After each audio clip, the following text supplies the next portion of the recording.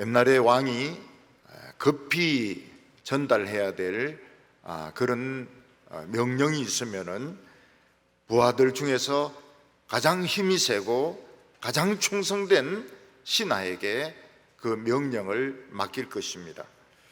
왕은 그 신하에게 마패를 주게 되는데, 이 신하는 전 속력을 다해서 말을 달리다가 말이 힘이 빠지게 되면 국가에서 관리하는 말을 관리하는 곳에 가서 마패를 보이고 또 다른 말을 타고 전 속력으로 달리게 되고, 또 이 말이 힘이 빠지게 되면 마패를 보여주고 또 다른 말을 타고 달릴 것입니다. 서울에 있을 때 우리 집에서 한강 너머를 보면 1년에 하루 아니면 이틀 정도 잘 보이는 산이 있습니다. 그 산 이름이 아차산입니다. 워크힐 있는 아차산인데, 그 이름이 아차산으로 붙여지게 된 것은 왕이 어떤 사람을 사형시키려고 하는데 나중에 왕이 자기가 틀렸다는 것을 알게 된 것입니다. 그래서 신하를 보내가지고 사형 집행을 중단하라고 급히 명령을 내렸고, 또 신하는 온 속력을 다해서 말을 달렸지만 도착했을 때는 이미 사형이 집행이 되어서 그 사람은 죽어 있었던 것입니다. 그래서 아차차 늦었구나, 한 발 늦었구나, 이래서 그 산 이름이 아차산으로 붙여지게 됐는데, 지하철역 이름은 역시 아차선역이고, 우리 집에서 보면 날씨가 아주 좋은 날은 하루나 이틀 정도, 1년에 하루나 이틀 정도 그 산이 뚜렷하게 보이는 것을 볼 수 있습니다. 또 어떤 사람이 말을 타고 아주 먼 곳에 가야 될 때는 말을 여러 피를 끌고 갑니다. 그러다가 이 말이 지치게 되면 다음 말로 옮겨 타고, 또 그 다음 말이 지치게 되면 또 그 다음 말로 옮겨 타게 되고, 그렇게 해서 어떻게든지 힘이 있는 말을 타고 목적지까지 가려고 할 것입니다.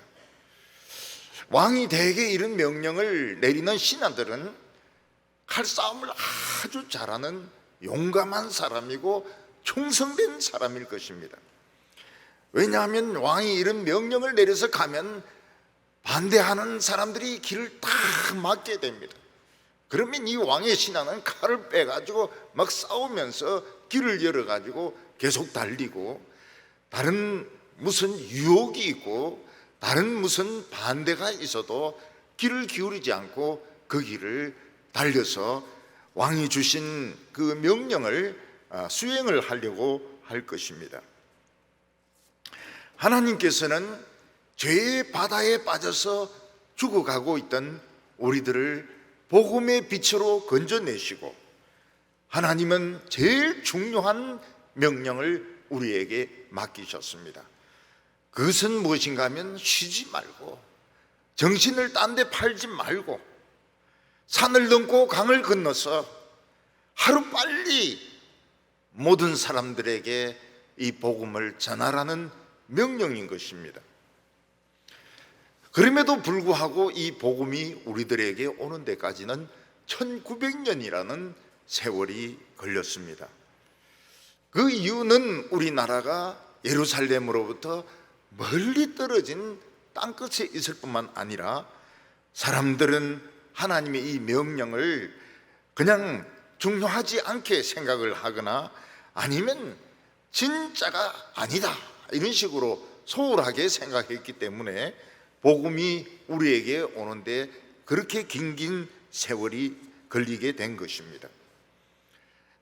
하나님께서는 하나님의 이 명령, 사람이 이 복음을 듣고 믿으면 영생을 얻고, 이 복음을 듣지 않거나 믿지 않으면 멸망을 피할 수밖에 없는 이 중요한 사명을 우리들에게 맡겨주셨습니다. 근데 우리는 이 복음의 명령을 어떻게 생각하는가? 나만 믿으면 되는가? 아니면 내 모든 것을 다 버리고 그냥 이 복음만을 위해서 내 모든 것을 다 헌신하느냐. 이것을 오늘 이 성경은 우리에게 말씀하고 있는 것입니다.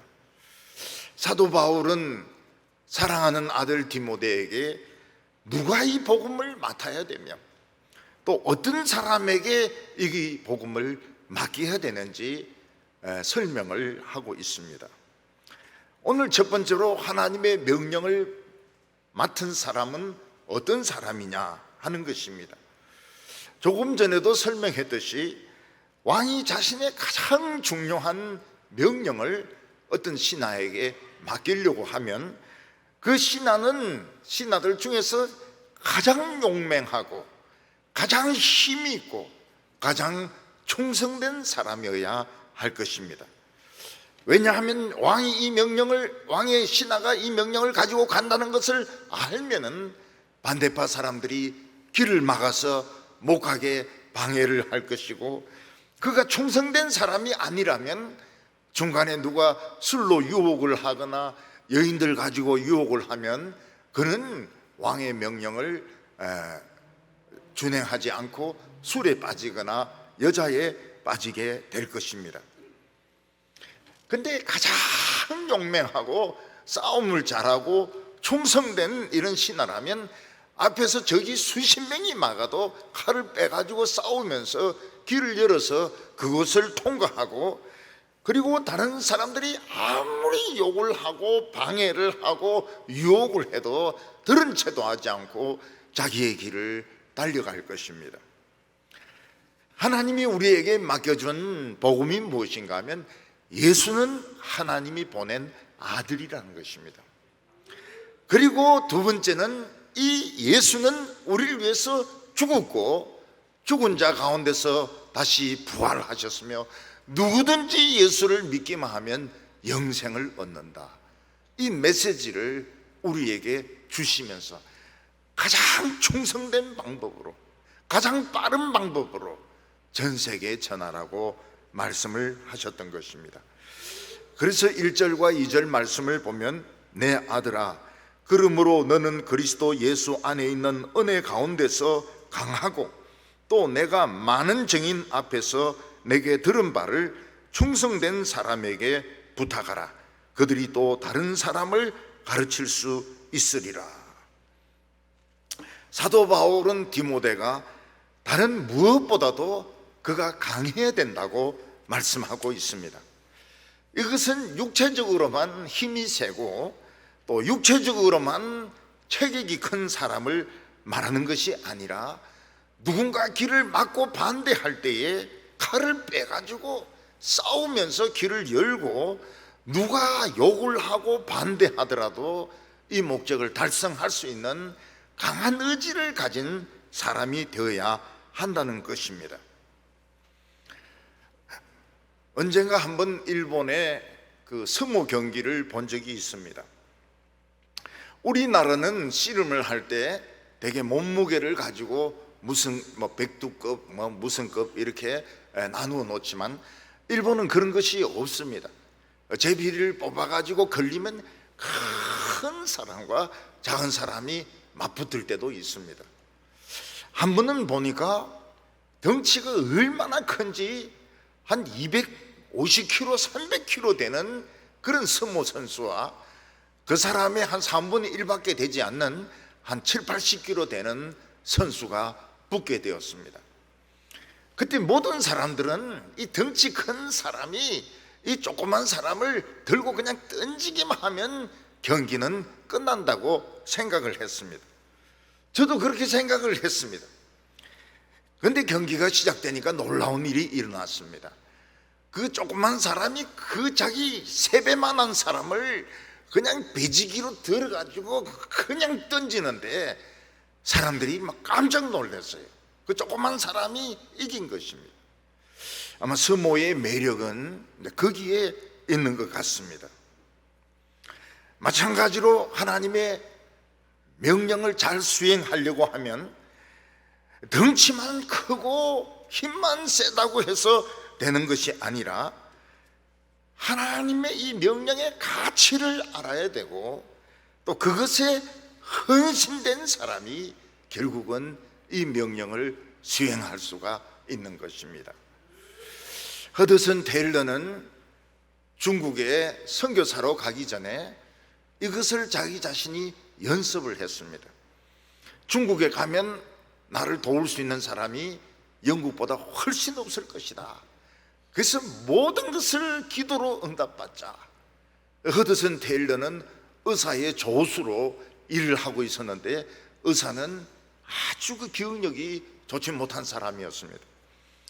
그래서 월급 때가 돼도 월급을 안 주고 그냥 퇴근을 하면 허드슨 테일러는 거기서 기도를 합니다. 주님이시여, 이 의사 선생에게 총명이 돌아오게 해서 제 월급을 주게 해 주십시오.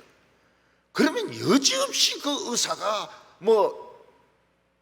잊어버린 것이 있어서 다시 돌아와 가지고 참 오늘이 자네 월급날이지 이러면서 월급을 주더라는 것입니다. 허드슨 테일러는 거기서 이제 용기를 내 가지고 참 기도는 정말 응답이 되는구나. 그래서 이 사람은 중국 내지 선교회로 중국에 들어가는데 머리는 중국 사람처럼 변발을 하고 중국 옷을 입고 거기서 열심히 복음을 전했습니다. 조지 휘필드 같은 사람은 아버지가 돌아가신 후에 어머니가 여관업을 했습니다. 그러니까 이 사람은 그 여관에서 서빙하는 것이 참 잘 돼 있는 거예요. 그리고 그 목사가 되려면 옥스포드를 들어가야 되는데 옥스포드를 들어갈 돈이 없습니다. 그러니까 누가 말하기를 옥스포드에 근로장학생이 있다, 이런 이야기를 해서 근로장학생으로 들어가게 됩니다. 이 근로장학생이 뭐 하는가 하면 그 돈 많은 부잣집 아들 신학생들의 구두 닦아주고 잠자리를 정리해 주는 그런 시종 같은 일을 하는 이 장학생이었습니다. 또 조지 휘필드는 눈이 조금 이상해 가지고 사시처럼 보였습니다. 사람들은 조지 휘필드를 종 취급을 하고 사시라고 놀렸지만은 그는 거기서 하나님의 은혜를 체험하기 위해서 금식을 굉장히 많이 하고 기도를 너무 많이 해가지고 건강이 많이 다쳤고 결국 옥스포드 그 숲속에서 하나님을 만나는 체험을 했던 것입니다. 그가 처음 목사가 되고 처음 설교를 했을 때 열 몇 명이 설교를 들었는데 그들이 다 미쳐버렸습니다. 은혜를 너무 받아가지고 다 미쳐버렸습니다. 그랬더니 영국 교회에서는 조지 휘필드에게 설교권을 주지 않았습니다. 왜냐하면 그가 설교하기만 하면 교인들이 다 미쳐버리기 때문에 이 사람에게 설교를 맡기지 않았던 것입니다. 그럼 다른 목사는 어떤 식으로 설교합니까? 전부 강의하듯이, 학문적으로 강의하듯이 이렇게 하는데 조지 휘필드는 그냥 하나님의 말씀을 가지고 막 우리 같은 소리를 가지고 막 설교를 퍼부었기 때문에 설교 듣는 사람들이 다 미쳐버렸던 것입니다. 우리가 하나님의 명령을 받고는 후퇴를 해서는 안 됩니다. 강도가 나타나거나 반대하는 사람이 있거나 혹은 누구가 와서 우리 옷을 벗겨가거나 우리를 때리거나 이렇게 할 때 우리는 상처를 입고 옷을 찢기고 그리고 반대를 당하면서 왕의 명령, 하나님의 명령에 충성되어야 되는 것입니다. 이런 사람이 바로 강한 사람입니다. 디모데는 강한 사람이 아닙니다. 디모데는 늘 소화불량을 겪었기 때문에 그는 굉장히 몸이 좋지 못했습니다. 그렇지만 사도 바울은 디모데에게 너는 약한 마음을 먹으면 안 된다. 너는 복음의 중요성 그리고 복음 전도자가 어떻게 해야 되는지 명심하고 그것을 위해서 모든 것을 다 희생을 할 각오를 하라고 말씀을 한 것입니다. 바울과 실라는 마게도니아 첫 도성인 빌립보에서 복음을 전하다가 그 한 소녀가 집중적으로 방해를 합니다. 그래서 귀신을 쫓아내더니 그 점치는 주인들이 신고를 해가지고 바울과 실라는 실컷 채찍에 맞고 지하 감옥에 갇혀서 쇠사슬에 묶여 있었습니다. 그러나 그들은 빌립보에 온 것을 후회하지 않고 거기서 찬송을 부르고 기도를 하니까 막 지진이 일어나면서 옥문이 다 열리고 이 쇠사슬이 다 풀려버렸습니다. 그래서 누구든지 예수 그리스도 안에서 강한 자들, 누가 뭐라고 말 한마디 한다고 해서 막 뒤로 숨거나 부끄러워하거나 이러면은 복음 전도자가 될 수가 없습니다. 복음이 얼마나 중요한가. 이 복음을 위해서는 내 모든 명예나 내 모든 행복이나 내 모든 옷이나 내 모든 건강을 다 찢어 발겨버리더라도 이 복음을 가지고 사람을 살려야 된다고 생각하는 사람이 강한 사람인 것입니다. 그런데 아무리 강한 사람이라 하더라도 혼자서는 이 일을 감당할 수가 없습니다. 왜냐하면 사람은 생명에 한계가 있기 때문입니다. 그래서 복음을 전하는 과정에서 사람들은 다 죽게 되어 있습니다. 그래서 할 수 있으면 여러 명을 데리고 가야 됩니다. 여러 명을 데리고, 말 타는 사람이 먼 곳에 가려면 말을 3마리 4마리 데리고 막 가듯이 여러 명을 데리고 가야 됩니다. 그러다가 자기가 죽게 되면 그 남은 사람들에게 이 복음을 부탁을 해야 되는 것입니다. 여러분들이 이 복음을 부끄러워하지 마십시오. 여러분들이 이 복음을 위해서 모든 것을 다 희생하시기를 바랍니다. 그래서 충성된 사람에게 이 복음을 부탁하고 자기는 죽어야 되는 것입니다.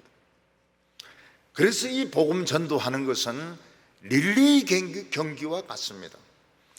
어떤 사람이 막 열심히 달리다가 자기 코스가 끝나게 되면 그 다음 사람에게 바톤을 넘겨주게 되고, 또 그 다음 사람은 열심히 달려가지고 그 다음 사람에게 바톤을 넘겨주게 됩니다. 전에 한번 경기를 보니까 그 앞에 있는 사람들이 너무 달리기를 못해가지고 다른 팀과 한 반바퀴 정도 차이가 났습니다. 근데 마지막으로 이 바톤을 받은 그 여자가 얼마나 잘 뛰는지 한 명씩 두 명씩 제치기 시작하더니 나중에는 1등으로 골인을 했습니다. 많은 사람들이 박수를 쳤습니다. 사도 바울은 디모데에게 이 복음을 책임을 준다고 하는 것은 어떤 한두 사람 불러가지고 너가 이 복음을 전해라 그러는 게 아니라는 거예요. 많은 사람에게 들었는데 그 복음을 들은 사람은 전부 다 복음을 전할 책임이 있다는 것입니다. 근데 그 중에서 그 책임을 이행하는 사람도 있고 그것을 그냥 깔아뭉개버리고 그냥 믿는 채 하는 사람도 있는데, 너는 여러 사람들에게 내가 설교했을 때 들었던 그 말씀을 너는 또 다른 사람에게 전해라. 그러면 그 사람이 또 설교를 할 것이라고 말을 했습니다. 사도 바울은 디모데에게 혼자 뛰지 마라. 혼자 뛰다가 너 죽어버리면 이거는 끝나게 되니까 충성된 사람들 여러 명을 뽑아가지고 같이 뛰라는 겁니다. 같이 뛰라. 같이 뛰다가 너가 죽으면 다음 사람에게 이것을 맡기라. 충성된 사람에게 맡기라는 것입니다. 충성되지 않은 사람은 막 어차피 안 합니다. 어차피 이 복음은 별게 중요한 게 아니에요. 근데 그 중에서 충성된 사람이 있는 겁니다. 어린이 중에서도 있고 중고등부 학생들 중에서도 있고 그 청년들 중에서도 있고, 그들이 성령의 감동을 받고는 바통을 받고 또 뛰기 시작하는 것입니다. 이런 식으로 해서 복음은 오늘 우리들까지 오게 되었습니다. 두 번째로 사도 바울은 복음을 전하는 자는 어떤 자세를 취해야 되는가 이렇게 말하고 있습니다. 사람들은 대개 목사님 이렇게 하면 학자 스타일이나 교수 스타일을 좋아합니다. 저도 대학생 때 그랬습니다. 우리 그때 제가 대학교 1학년 때 목사님은 아주 학자 스타일이었습니다. 그리고 생긴 모습도 학자 같은 모습이었습니다. 그리고 설교도 굉장히 수준 있게 그렇게 설교를 했습니다.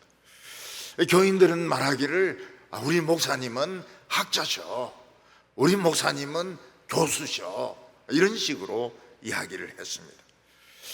그런데 사도 바울은 그게 아닙니다. 복음 전하는 자는 군인이라는 겁니다. 3절에 너는 그리스도 예수의 좋은 병사로 나와 함께 고난을 받아라. 우리나라 젊은이들은 군대 가는 것을 제일 싫어합니다. 군대 가면 이제 자유는 다 뺏기게 되고 몇 년 동안은 영내에서 생활을 해야 되기 때문에 어떻게 하면 군대를 안 갈 것인가 그런 생각을 합니다.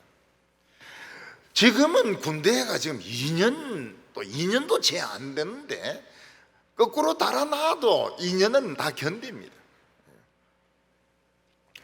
근데 전쟁이 터지면 어떻게 됩니까? 이 2년이 4년, 5년 팍 늘어납니다. 이 지금 복무기간 이거는 평시를 기준으로서 한 것이고 이 전쟁이 터지면 이건 길어집니다. 그리고 예비군들도 그냥 다 소집이 되게 되는 것입니다. 군인들은 군대에 가서 훈련 받으면 무조건 명령에 복종하는 법을 배워야 됩니다. 요즘은 이제 구타를 잘 못하게 하는데 옛날에는 그냥 막 시도 때도 없이 그냥 빠따를 그냥 맞습니다. 왜냐하면 복종을 해야 되니까. 뭐 위에 있는 상관이나 부하나 비슷비슷하거든요, 나이는. 그리고 뭐 오히려 이 신병들 중에서 대학원 나오고 유학 갔다 오고 더 똑똑한 사람이 많아요. 그래도 군대는 그런 거 인정 안 합니다. 무조건 막 두들겨 팹니다. 요즘은 보니까 두들겨 패지는 않고 아주 훈련을 굉장히 세게 시키는 것 같고, 또 여자 교관들도 보면은 막 굉장히 무섭게 막 소리를 빡빡 지르면서 신병들에게 기합을 넣는 것을 볼 수가 있습니다. 군인들은 군대에 입대하면 제일 중요한 것이 상사의 명령에 복종하는 것입니다. 그래서 시궁창을 기라 하면 기고 기상하라면 기상하고 뛰라고 하면 뛰고 이 무조건 복종하는 거. 밥 먹으려고 하는데 식사 끝 이러면 숟가락도 못 대고 그냥 다 버려야 됩니다. 사관학교에 보면은 그 입교하는 학생들이 사관학생들 그 예복을 보고 멋있어서 입교를 합니다. 거기에 이제 썩는 것이죠. 예복이라고 하는 것은 한 번씩 예식할 때 입는 것이고 보통 때는 이제 그 근무복이나 군복을 입습니다. 가입고 기간에는 그 군인을 만드는 시간 아닙니까? 고등학교 다니고 뭐 이런 사람들 군인을 만드니까 바닷물에 집어넣고 밤에 잠 안 재우고 기계 만들고 뭐 뛰게 만들고 두들겨 패고 이 학생들 같은 경우에는 발톱이 다 빠진다 그럽니다. 우리는 이제 그 해군 사관학교 이제 소속인데 사관학교 그 사람들은 생도라고 부르고 우리는 사후생이라고 합니다. 사관 후보생들. OCS가 굉장히 그 전통이 있습니다. 근데 이제 그 훈련하다가 다친 사후생들은 바로 옆에 있는 이제 통합병원에 가서 치료를 받거든요. 근데 그 가면 일부러 장교들이 담배를 줍니다. 담배를 주면서 또 피우라고. 그러니까 이제 기분 좋지요. 군대에서 우리는 담배 못 피우니까 이제 병원에 와가지고 이제 담배를 막 피우고 이럽니다. 그러면 여지없이 누가 딱 신고를 해요.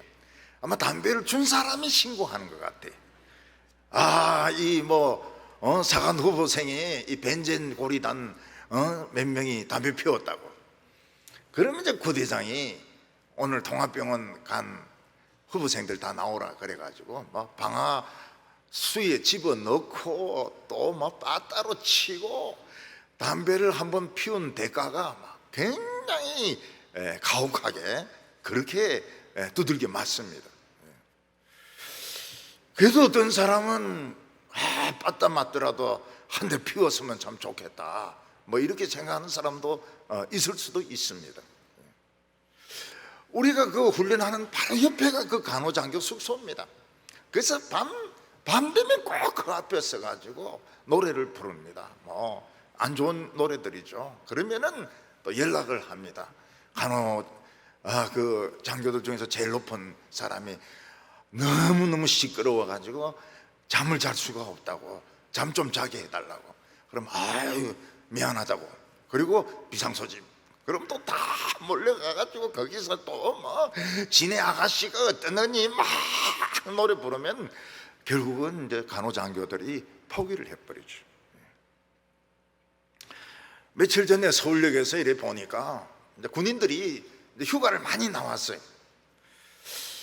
근데 역시 그 멋있는 거 보니까 팔강모 해병대가 멋있어요. 육군 모자보다도 해병대가 역시 멋있어요. 해병대는 팔강모만 멋있지 훈련 받을 때 보면은 막 그 보트를 머리에 이고 막 뛰어야 되고 보트 머리 이고 또 식사를 합니다. 그리고 높은 다리에서 바다로 뛰어내리기도 하고 뭐 온갖 잔소리들, 온갖 욕 다 먹습니다. 근데 역시 보니까 팔강모가 멋있어요. 군인들은 나라를 지키기 위해서, 사람들의 생명을 지키기 위해서 무기를 휴대합니다. 그래서 군인들은 밤낮이 없어요. 낮에는 싸우고 밤에는 자고 이런 거 없어요. 그냥 한번 전투 붙으면 한 3일이나 일주일 정도는 한숨도 못 자고 막 총을 쏘옵니다. 총이 이제 시뻘겋게 달면은 거기에 대놓고 오줌 누고 시키고 또 쏘고 뭐 이러면서 인간도 아니죠, 귀신들이죠. 악마들 같이 싸웁니다. 어떤 군인들은 포에 맞아서 다리가 덜렁덜렁하기도 하고, 어떤 사람은 아랫도리가 없고 그냥 윗도리만 있는 사람도 있습니다. 군인들은 상사가 돌격해라 하면 돌격해야 됩니다. 옆에서 막 총 맞고 죽고 이래도 뛰어가야 됩니다. 사도 바울은 그리스도의 좋은 군사로서 나와 함께 고난을 받자 이렇게 말하고 있습니다. 그러니까 좋은 군사는 역시 군인 정신은 끝까지 명령에 충성하고, 자기가 부상당하고 자기가 총에 맞고 뭐 어떤 일이 일어나더라도 이 명령을 복종을 해가지고 적을 차단하고 적을 섬멸하고 사람들을 구출하고 하는 것이 좋은 군사들이 하는 것입니다. 4절에 보면 병사로 복무하는 자는 자기 생활에 얽매이는 자가 하나도 없나니 이는 병사로 모집한 자를 기쁘게 하려 함이라. 군인은 사적인 문제로 탈령을 해서는 안 됩니다. 물론 군인도 사람이기 때문에 외출이나 휴가를 얻어가지고 자기 사적인 일을 볼 수 있습니다.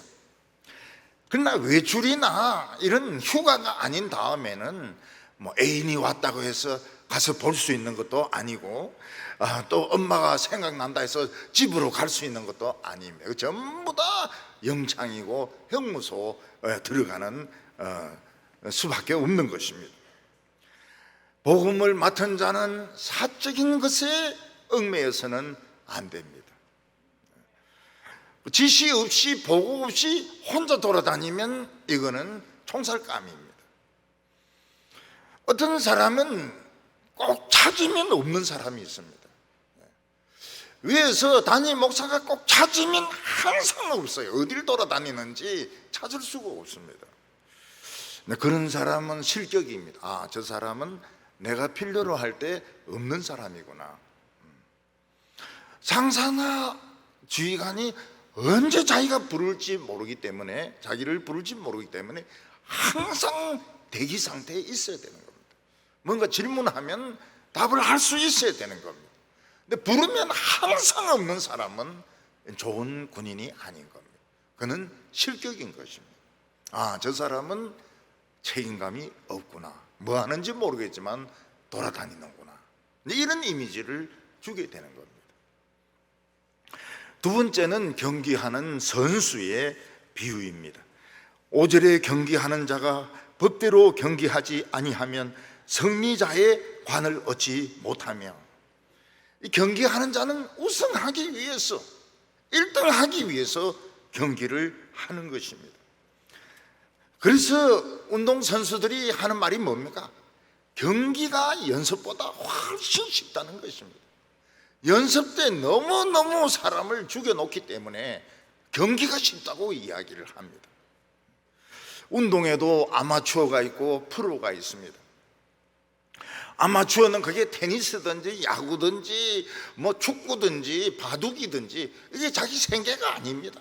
뭐 이겨도 되고 져도 그만입니다. 그래서 아주 대충대충 뭐 이렇게 합니다. 그러나 프로 선수들은 이게 자기 생계입니다. 자기가 이 경기에서 이겨야 돈을 받습니다. 그래서 생명을 다해서, 온 힘을 다해서 경기를 하는데, 미국의 메이저리그 야구 보면은 정말 그림 같아요. 잡을 수 없는 공을 잡고 던질 수 없는 공을 던져가지고 상대방을 죽입니다. 그러니까 그 사람이 돈을 받는 거예요. 축구 선수는 어떻습니까? 그냥 그림 같습니다. 그림 같아요. 얼마나 정확하게 패스를 하고 틈이 생기면 무조건 골인을 시킵니다. 그러니까 그 사람은 월급을 받는 거예요. 아마추어는 공이 가도 공을 따라가지 못합니다. 그리고 그런 폼이 나오지가 않아요. 그 사람들은 월급도 없습니다. 그냥 운동으로 장난 삼아서 하는 것입니다. 악한 마귀는 교회를 와해시키는데 프로입니다. 근데 교회는 복음을 지키고 전파하는데 아마추어입니다. 그러니까 늘 사탄인데 당하고 지는 것입니다. 그러니까 이 교회도 프로가 돼야 돼. 프로가 돼야 돼. 무조건 옛날에 했던 방식 그대로 한다. 이 아마추어들이 하는 겁니다. 그러면 사탄이 웃어요. 아주 전략적으로 생각을 해가지고 핵심 되는 부분을 딱딱 찔러 나가야 사탄이 굴복을 하는 것이지, 그냥 아마추어들 하듯이 그냥 교회에서 누이 좋고 매부 좋고 베드로 좋고 누구 좋고 이런 식으로 하면은 절대로 이길 수가 없습니다. 지금 보면은 전도가 얼마나 어려운지 몰라요. 선교가 얼마나 어려운지 모릅니다. 여기서 필요한 것은 전문가입니다. 전문가. 전문가, 경기하는 프로 정신을 가지고 덤벼들어야지 이 길을 열 수가 있는 것입니다. 그리고 세 번째로는 농부의 비유인데, 농부는 심은 대로 거둔다는 것을 명심해야 됩니다. 벼를 심으면 벼를 거두고 보리를 심으면 보리를 거두게 되어 있습니다. 여기 우연이라고 하는 것은 없습니다. 벼를 뿌렸는데 보리가 난다든지 보리를 뿌렸는데 벼가 난다든지 이런 일은 없습니다. 반드시 자기가 심은 대로 거두게 되어 있습니다. 그래서 하나님의 말씀으로, 아주 깊이 있는 하나님의 말씀으로 교인들을 먹이면 그런 신앙이 나옵니다. 그러나 우스운 이야기나 하고 세상 이야기나 하고 사람 기분 좋게 하면 숫자는 많아질지 모르겠지만 그 잡초가 많고 알곡이 별로 없습니다. 그리고 심은 대로 거둘 뿐만 아니라 물을 줘야 됩니다. 식물은 물이 필요합니다. 물이 잘 없으면 어떻게 되면 밑에 가서 물을 길어와서 물을 줘야 됩니다. 물 주는 것이 굉장히 어려워요. 물 주면 끝납니까? 아닙니다. 양분을 뺏어가는 풀과 싸워서 뽑아야 됩니다. 돌아서면 풀이 나와 있고 돌아서면 풀이 나와 있고 그 풀을 뽑아야 됩니다. 요즘은 산에 있는 이런 밭에는 막 멧돼지들이 들어오고 고라니가 들어와 가지고 그냥 뭐 사과 바치고 고구마 바치고 막 코로 막 들쑤셔 가지고 1년 농사 지은 것을 다 그냥 파괴버리는 경우가 있습니다. 그래서 농부들은 틀을 만들기도 하고 그 다음에 총을 쏘는 포수를 빌리기도 해가지고 이 멧돼지들을 퇴치를 시켜야 농사를 지을 수가 있는 것입니다. 근데 이런 식으로 해서 1년 내내 수고한 농부는 좋은 열매를 자기가 먹을 수 있습니다. 제일 먼저 열린 제일 맛있는 열매를 팔기 전에 자기가 먼저 먹습니다. 이것도 마찬가지입니다. 하나님의 말씀을 가지고 고생을 한 사람은 최고로 우수한 사람들을 자기가 먼저 쓰게 됩니다. 제일 좋은 대학교 나오고 제일 머리가 뛰어나고 제일 우수한 사람이 복음을 위해서 살고 싶어 합니다. 그 사람을 쓰는 거예요. 쓰는 거예요. 그렇지 않고 복음을 시시하게 생각하고 그냥 대충 하면은 지원하는 사람들이 적어지게 되고 나중에는 어떻게 됩니까? 아주 질이 안 좋은 사람들이 복음을 직장처럼 복음을 지원을 하게 됩니다. 그러면 기독교의 수준이 굉장히 떨어지는 것입니다. 옛날에는 총신 들어가려 그러면 뭐 재수도 하고 삼수도 하고 그렇게 했습니다. 비율이 뭐 5대1, 막 7대1 이렇게 될 때도 있었습니다. 지금은 어떻게 됩니까?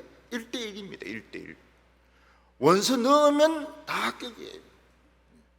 원수 넣으면 어중이 떠중이들 다 합격. 이건 모든 신학교가 다 그렇습니다. 모든 신학교가 모집 인원보다 지원하는 사람 숫자가 적은 겁니다. 그러면 똑똑한 사람들은 벌써 지원을 안 해요. 똑똑한 사람들은 자기가 평신도로 남기를 원하지 신학 안 하려고 그래요. 그러니까 교회 수준이 떨어지는 것입니다. 그런 사람들이 설교를 하니까 들었나 마나 하는 거예요. 들었나 마나 하는 거예요. 설교를 듣는 것은 정말 그 이해할 수 없는 하나님의 진리를 깨달아 가지고 보석을 캐 가지고 내가 부유하게 되고 내가 능력받게 되고 부흥이 일어나기 위해서 하는 건데 원서만 넣으면 다 합격하는 그런 사람들이 목사가 되어가지고 거드름을 피우면서 잘난 체 하는데 그 들을 게 뭐가 있습니까? 들을 게 아무것도 없어요.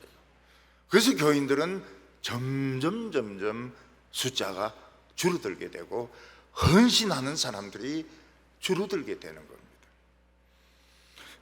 7절에 보면 내가 말하는 것을 생각하여 보라. 주께서 범사에 내게 총명을 주시리라. 내가 말하는 것을 잘 생각해 봐라. 그게 무슨 말입니까? 다 되어서 하나님 일 하는 사람은 없다는 겁니다. 그냥 부딪혀 봐라. 그러면 하나님이 너에게 총명을 주시고 최고의 권위 있는 사람으로 만들어 줄 것이다.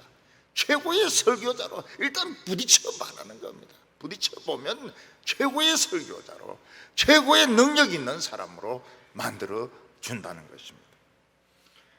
오늘 세 번째로는 이 복음에 대한 모순된 진리입니다.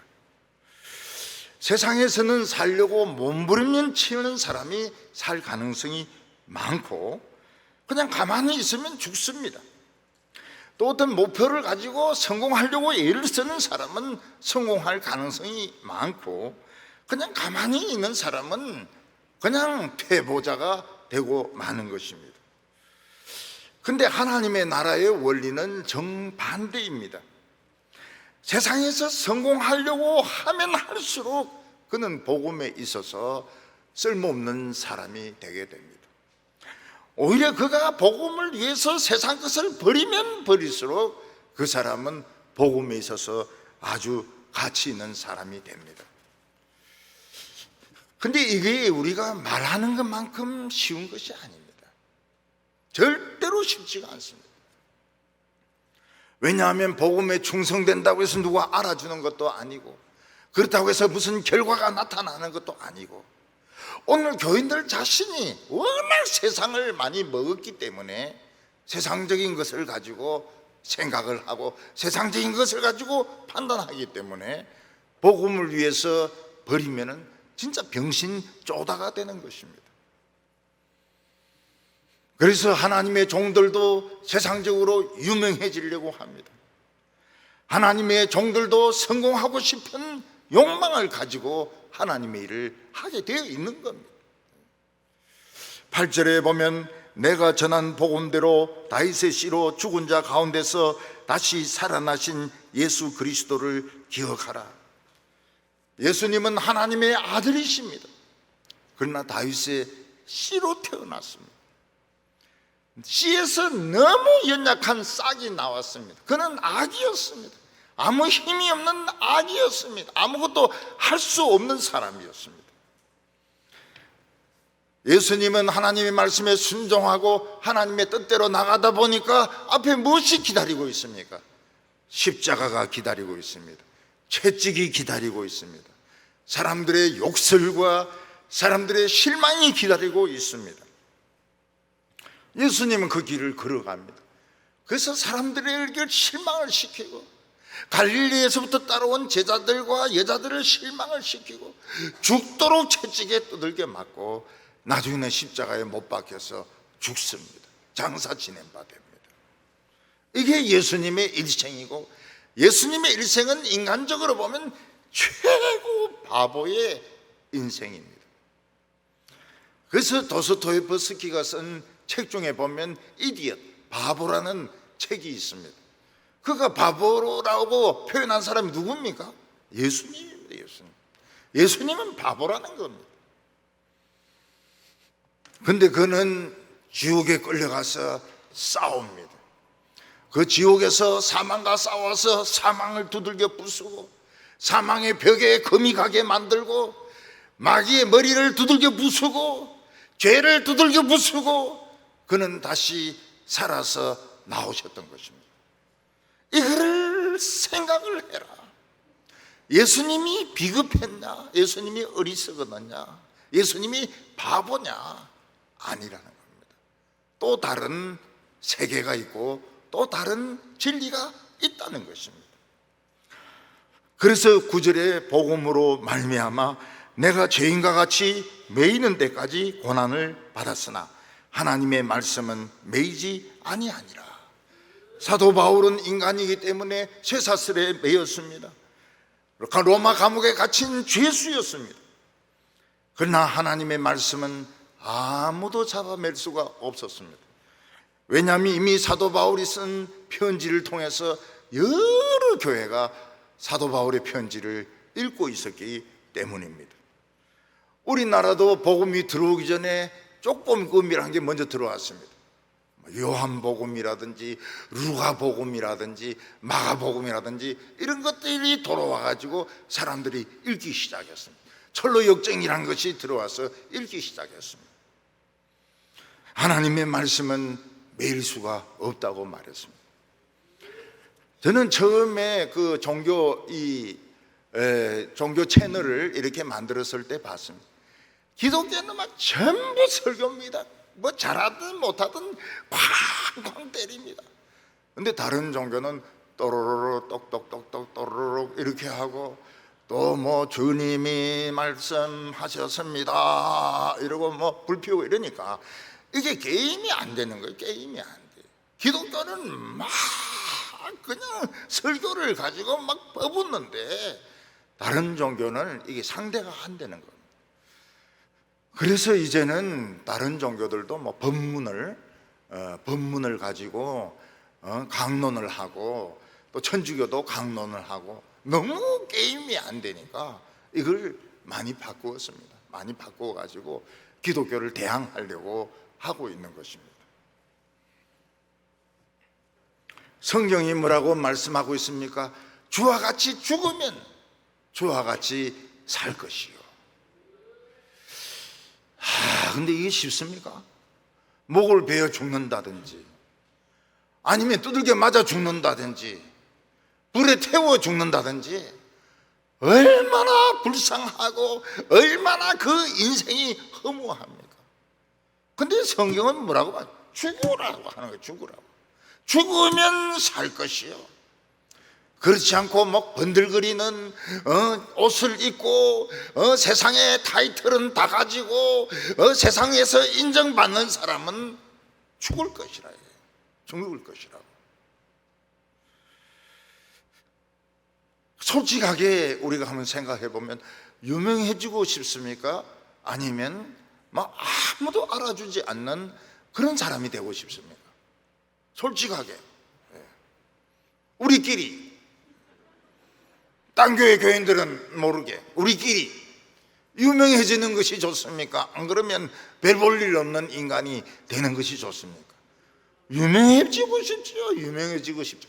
혜민이 같이 막 베스트셀러를 쓰고 법정같이 막 유명해지고 막 이런 초기경 같은 이런 사람이 되고 싶지. 별 볼 일 없는 사람, 학벌도 없고 교회에서 그냥 기도만 하고 사람들에게 전도하다가 딱이나 맞고 뭐 이런 사람을 누가 원하겠습니까? 오늘 어느 정도 성공한 목사님은 다 유명해지기를 원합니다. 그런데 주와 함께 죽으면 살 것이요. 죽기 싫은데. 저는 죽기 싫어요. 저는 죽기 싫어요. 많이 죽었어요. 많이 죽었는데 늙으니까 또 살고 싶어요. 모든 거 다 버렸는데 버린 거 도로 주스도 담고 싶어요. 솔직하게. 누가 뭐 알아줍니까? 누가 알아주고 누가 인정해 줍니까? 교회에서도 누가 알아줍니까? 안 죽고 싶은데, 살고 싶은데, 유명해지고 싶은데, 그러면 죽을 것이요. 예수님이 너 모르겠다. 응? 이 불법을 행한 자들아 내게서 떠나가라 하리라. 이렇게 말씀하시는데 이 세상하고 정반대인 겁니다. 교인들이 막 수만 명 되고 박수 받고 막 수억씩 쓰고 막 이런 사람들은 나 니 모르겠다, 니 지옥에 가라. 근데 뭐 별 볼 일 없고 말이죠. 옷도 막 다 떨어진 옷 입고 말이죠. 막 머리도 막 엉망이고 막 이런 사람들은 살 것이요. 고신의 어떤 목사가 있었는데요, 이 사람은 얼마나 옷을 참 떨어지게 입었던지 옷을 양복을 이렇게 안 하고 이렇게 합니다. 반대로 했다가 떨어지면 또 이렇게 합니다. 요 소매도 그래요. 근데 성경은 잘 알아요. 학벌은 없어요. 근데 고시는 아직도 그 목사님에 대해서 기억을 하고 있습니다. 참 훌륭하였던 옷 한 벌 가지고 그냥 몇 년을 사는 거예요. 그리고 교인들이 버린 도시락이 있으면 주워가지고 먹습니다. 죽지도 않아요. 그 박테리아가 우글우글한데도 안 죽어요. 우리가 세상에서 살려고 주를 부인하면 주도 부인할 것이요. 저는 이 목사이기 때문에 어쩔 수가 없습니다.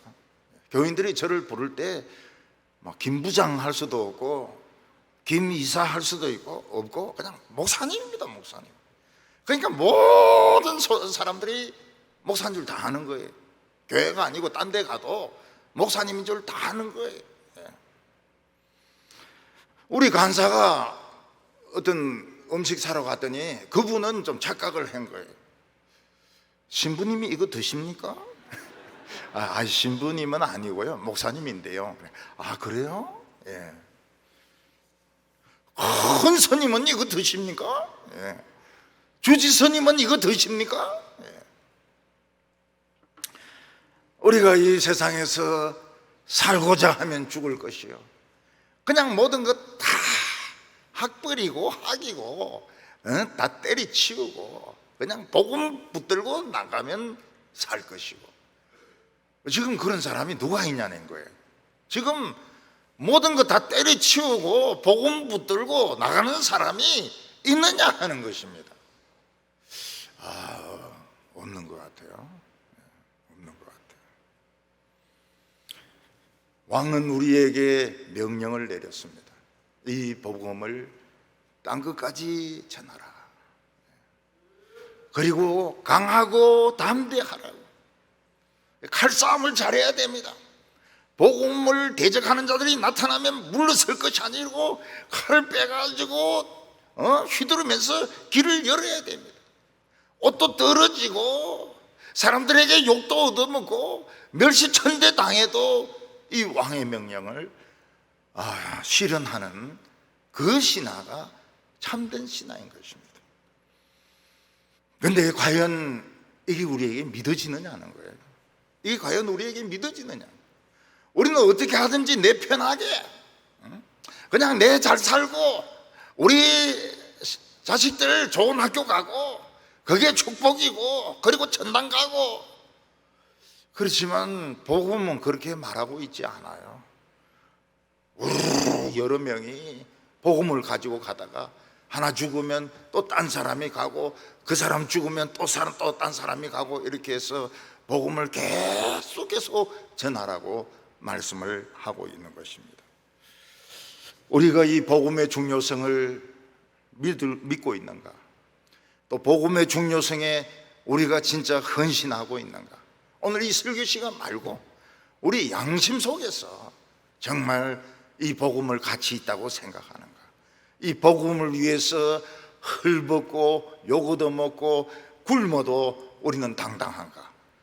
그거를 주님은 우리에게 질문을 하고 있습니다. 우리 사랑하는 성도들, 주님과 함께 천사들과 함께 주님께 충성되면 만물을 다스릴 거라고, 왕노릇 할 거라고 말을 했습니다. 주님은 우리를 왕으로 만들어 주신다고 했습니다. 우리 마음속으로는 눈에 보이는 것이 좋습니다. 그러나 이것과 비교되지 않는 또 다른 세계가 있습니다. 우리 성도님들이 이 다른 세계 다 볼 수 있기를 바랍니다. 기도드리겠습니다. 거룩하신 하나님 아버지, 우리가 입으로는 주님을 위해서, 복음을 위해서 모든 것을 희생한다고 말을 합니다. 그러나 이 세상이 너무 좋기 때문에, 우리는 세상의 물을 너무 많이 먹었기 때문에 이 복음을 위하여 충성된 사람을 찾기가 어렵습니다. 오늘 주님이시여 저희들로 하여금 복음을 인하여 죽으면 살 것이고 살면 죽을 것이라고 말씀하셨습니다. 오늘 우리의 마음속에 깊은 찔림이 있게 하여 주시고 깊은 반성이 있게 하여 주시옵소서. 이 세상 것이 정말 그렇게 대단한 것인가 생각하게 하여 주시옵소서. 예수님의 이름으로 기도하옵나이다. 아멘.